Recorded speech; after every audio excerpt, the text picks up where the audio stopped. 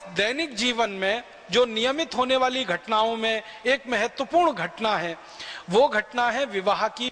हमारे यहाँ विवाह होता है, शादी होती है, तो बहुत सारे विवाह और शादियां वैदिक पद्धति से होते हैं और बहुत सारे विवाह और शादियां पौराणिक पद्धति से होते हैं।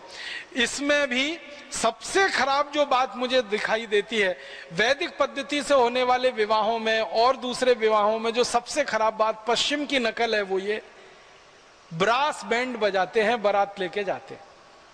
ये जो बारात जाती है और इसमें जो ब्रास बैंड, ब्रास समझते हैं, वो भोपू जैसा जो बजाते हैं, बड़ा ही दम लगती है, उसमें पूरे फेफड़े फूल जाते हैं। 8-10 ब्रास रहते हैं, उसके साथ वो बैंड रहता है, ढम ढम ढम ढम आवाज करता है। ब्रास तो इतनी तेज आवाज करता है।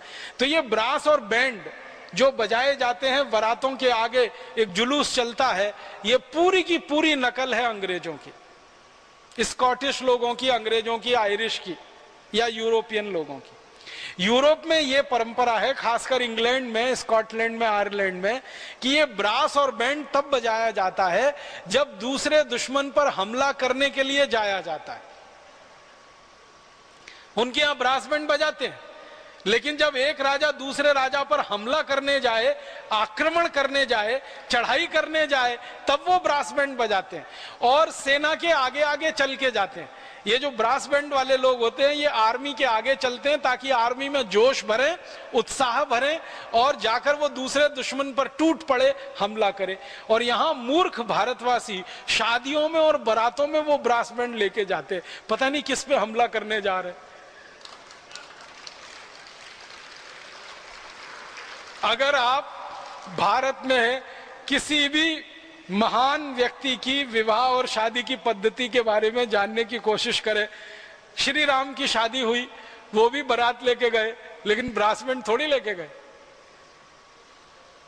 हमारे यहाँ पुराने, अभी से लेके पुराने तक जितने भी महापुरुषों, किसी की भी शादी और ब्याह के बारे में देखेंगे, कहीं ब्रास बैंड नहीं है।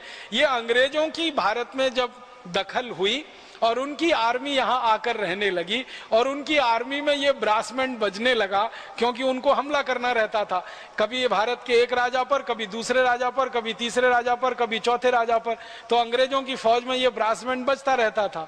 बाद में जब अंग्रेज गए तो अंग्रेज चले गए, वो ब्रास बैंड को यहीं छोड़ गए और हमने उसको बजाना शुरू कर दिया शादी और बारातों में। इतना खराब लगता है, कान फोड़ने वाला तो उसमें से संगीत निकलता है, कान फोड़ने वाला वो ड्रम बजता रहता है, सबको इरिटेशन होता है, जो भी बारात में चलता है सबको सिर दर्द रहता है, वो इतना खराब बजता है, बैंड और ब्रास दोनों, लेकिन किसी की हिम्मत नहीं है उसको बंद करा दे। और जिस घोड़े पे चढ़ के वो दूल्हे राजा बैठे, वो घोड़े को भी तकलीफ होती है उसकी आवाज से, वो बिदकता रहता है, कूदता रहता है, फिर भी घोड़े को कंट्रोल करके रखेंगे। मूर्ख लोग ये ब्रास बैंड बंद नहीं कराते। कोई लोग कहते हैं कि अगर आप इनको बंद करा दोगे तो बजाने वाले सब बेरोजगार हो जाएंगे। कोई बेरोजगार नहीं होगा, वो सब शहनाई बजाएंगे। शहनाई भारतीय वाद्य है, ये ब्रास जो है ना अंग्रेजी वाला वाद्य है। शहनाई हमारे यहाँ बजती है, हर शुभ काम में शहनाई बजती है, हर मंगल काम में शहनाई बजती है। हमारे यहाँ शहनाई की धुन सुनो तो मन में शांति और आनंद का उत्साह होता है, और ये ब्रास बैंड की धुन सुन लो तो ब्लड प्रेशर हाई हो जाता है। इतना अंतर है। तो हम सबको एक अभियान चलाना है इस देश में कि शादियों में ये ब्रास बैंड बंद कराइए।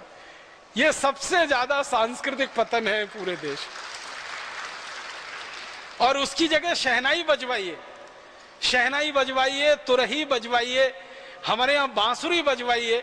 बजाने के लिए कोई वाद्य यंत्रों की कमी नहीं है, उसी को क्यों बजाएं जो अंग्रेजों की देन है। तो ये एक बदल होना चाहिए। ये बहुत सांस्कृतिक पतन हो चुका है हमारा इस मामले में।